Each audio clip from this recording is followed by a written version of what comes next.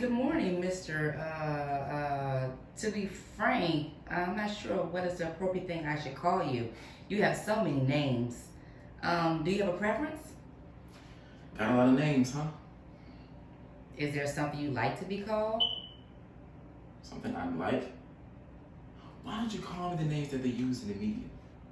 Since the one I chose ain't good enough. Well, no one is saying it isn't good enough. Well, that's what it sounds like to me. I just wouldn't presume to call you Hezekiah out of respect. Oh!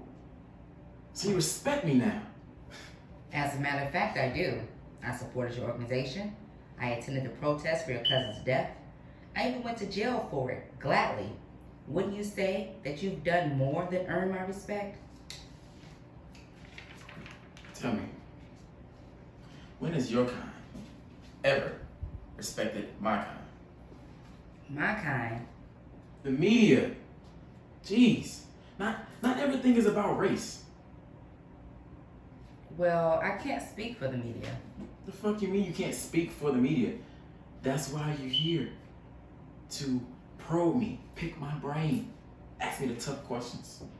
This shit on my name. Well, that's what the media wants you to do, wants me to do. But that's not what I'm going to do. That's why I can't speak for the media. Man, you're full of shit. Hey, I didn't come here to interview Hezekiah, the monster, or the murderer.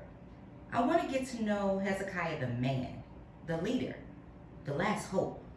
And I want the world to know that side. However, if you're going to continue to berate me as if you know me, we can call it quits. And you can go back to solitary. And I promise you that the next journalist that send you will only have questions about what happened in that house. They can ask me all the questions they want about what happened in the house. And they can get the same response I'm giving you. I don't fucking know, because I wasn't fucking there. Okay. The idea that me, or anybody from my organization, was capable of carrying such a gruesome act is a fairy tale. It's a goddamn fairy tale. You understand me? You people lock me up, turn me to a folklore. I'm getting calls from Netflix and HBO for movie rights every day. I can't say I'm surprised. Americans love telling their history, especially when they're the ones writing. Even though there's no evidence that you were at the scene of the crime, Hezekiah, the men that were arrested did confess that they were not only part of your BSM organization, but they also claimed that you instructed them to do what they did to those people in that house.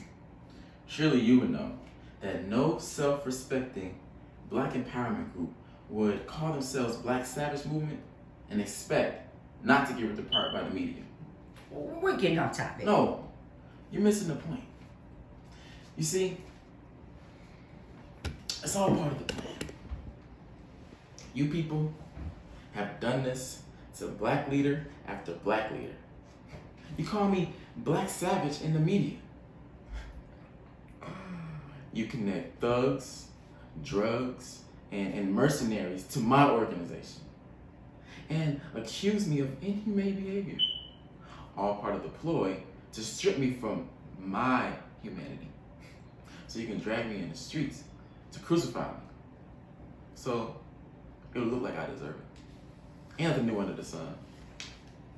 You sound very much like a victim, Hezekiah, and that disappoints me. The only thing I'm a victim of is a lack of imagination. I could have seen this coming.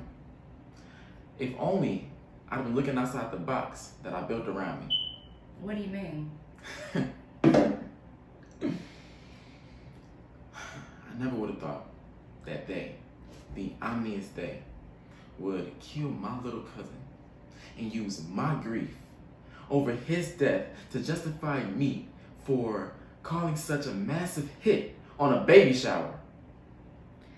Many of the victims' husbands and or fathers were known to be the officers involved in your cousin's death, which makes your innocence in this case a dubious one at best. Did you know Malcolm X was not killed by the Muslims seen shooting him? Yes. Good. You know who did? No, no one does. Well, let me educate you.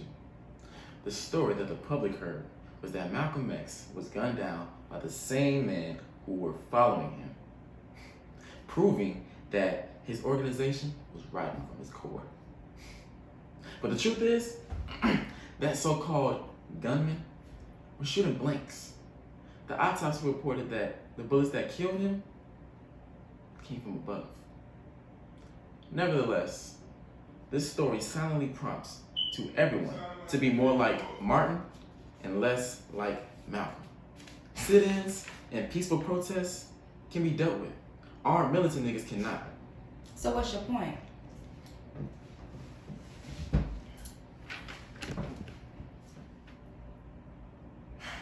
My point is, when the media tells you that a black man who teaches self-preservation, self-defense, and self-love is suddenly being accused of flinging children out of a window in front of their mothers, you might want to ask yourself, what was it about his legacy that they found so threatening?